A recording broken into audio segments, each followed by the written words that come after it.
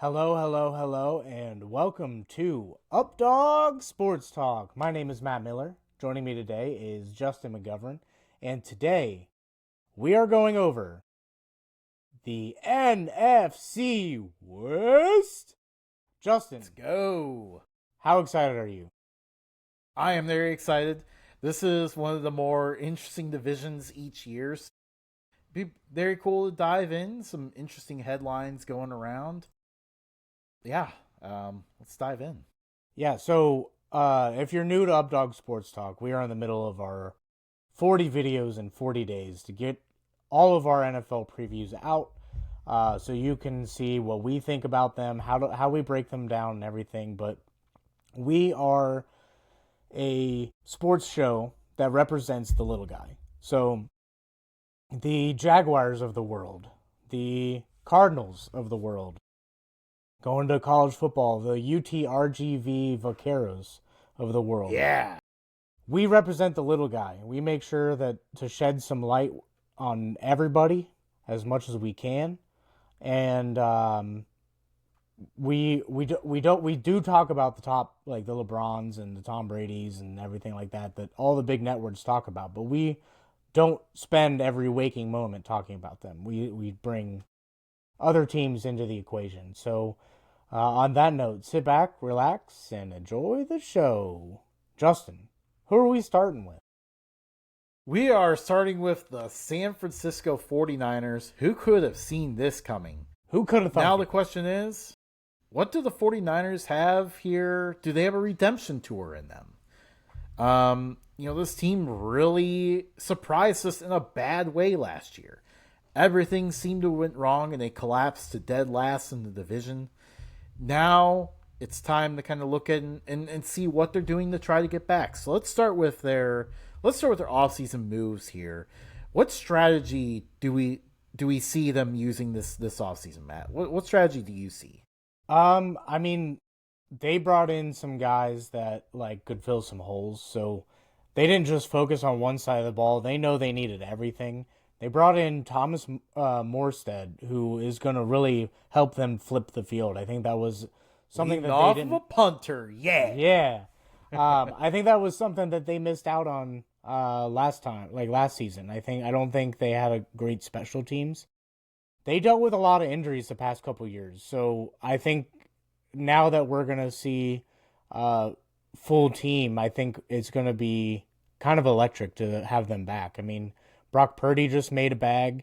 But you can see they're bringing in Mac Jones for if Brock Purdy were to go down, they aren't completely out of it.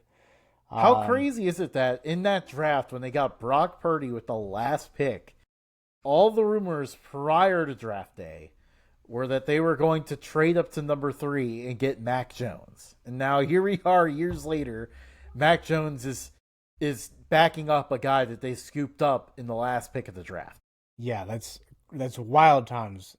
But Justin, where do you think they nailed it in the draft? I mean, we talked about who they brought in.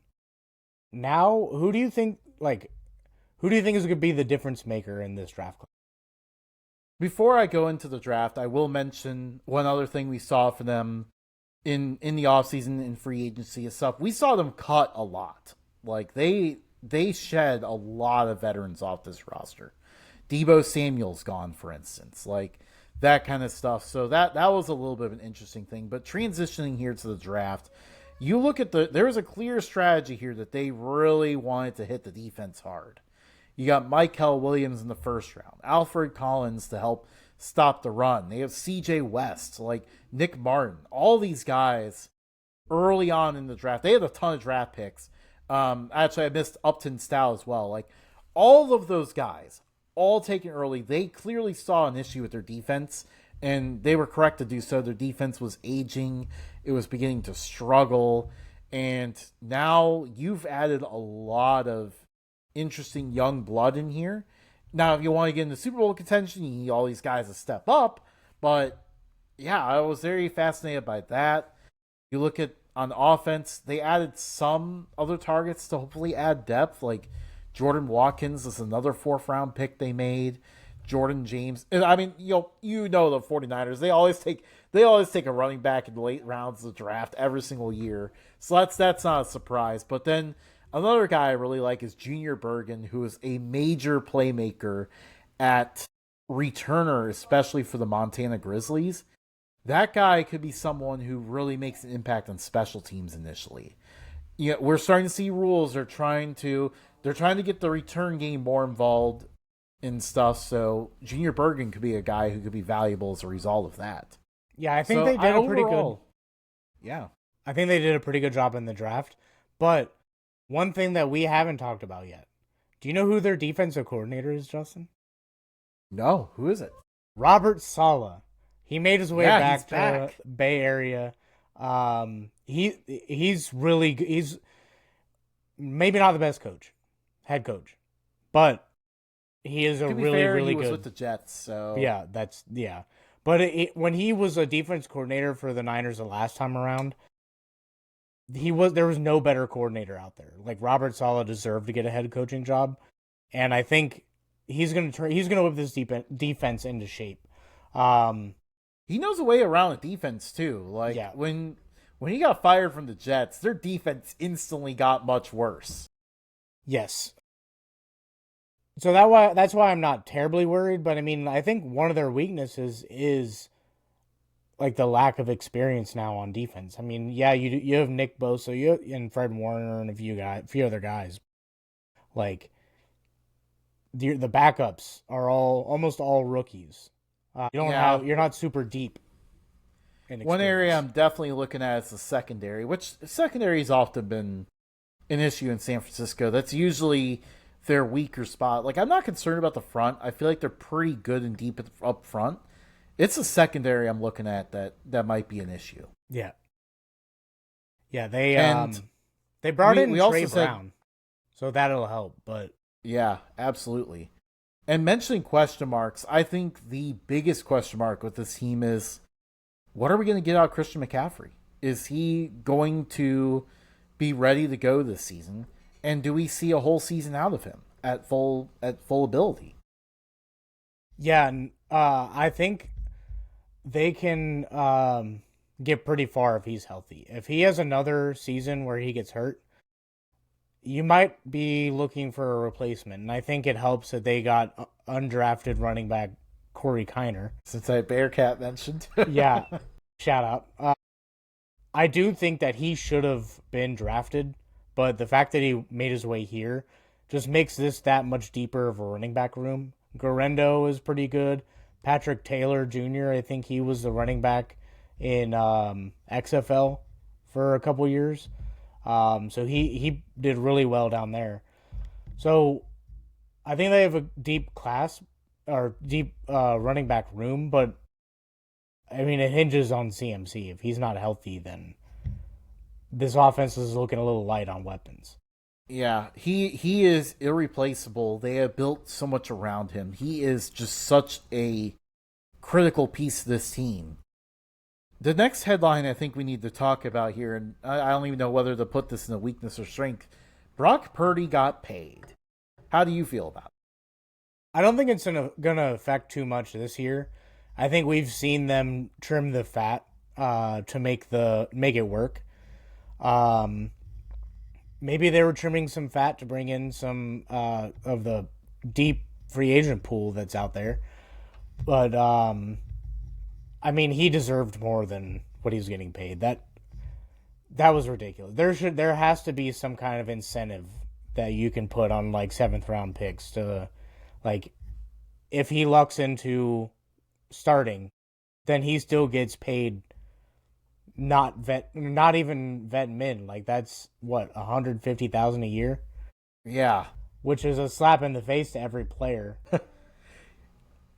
I almost feel like part of this contract, and I mean, I know you can't put contracts this way, but like, I feel like almost some of it is like back pay for how underpaid he's been the last few years. I mean, yeah, I would have done the same. He's done so much for this franchise. Might as well just give him a little bit of extra to be like, hey, thank you for putting us back on the map. Let's keep it going. Yeah, absolutely. And I think this contract adds urgency to the situation.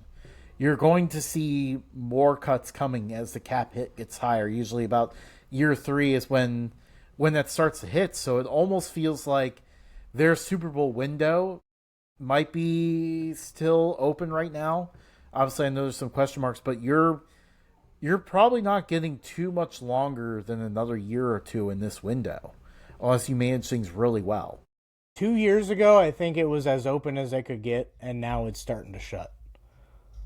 Yeah. Like, maybe they got a little left in the tank. They got a really good coaching staff, so that's going to help. But right now, let's go over. Yeah, let's go over some strengths here to kind of wrap it up. I mean, healthy offense. This is a good squad. CMC, obviously Purdy. When is Ayuk coming back this year? Oh yeah. Ayuk I'm sure is going to be back this year. Okay. If Ayuk's back, Persall and Jennings are healthy, and they keep that offensive line healthy. You got Kittle, you got those guys. I think there's a lot of mouths to feed, but it's not as bad as it was before. They brought in Demarcus Robinson to help out with depth, but I think if any of these guys go down, it just flips to a weakness. But right now, I think that's their strength is they got some guys. Yeah, absolutely. And let's check up on the latest report here of Ayuk before we move on from this subject. But I really do like the Michael Williams pick. I think that's going to be a difference maker on defense. Oh, big time. Like that was a steal. Huge steal. That was a steal in that at that point in the draft. Like we had him mocked like at least in the teens. And the fact that the 49ers were able to sit there at 25 and get him, that was a great move. Yeah. And if I recall correctly, they traded down to get there too. Yes. And then following that up with Collins, like this is going to be a good defensive line as long as they can get production out of Nick Bosa. Since he got his deal, I feel like his name's been a little quiet lately. Yeah. Yeah, I agree. You know, it's going to kind of help take the pressure off of him.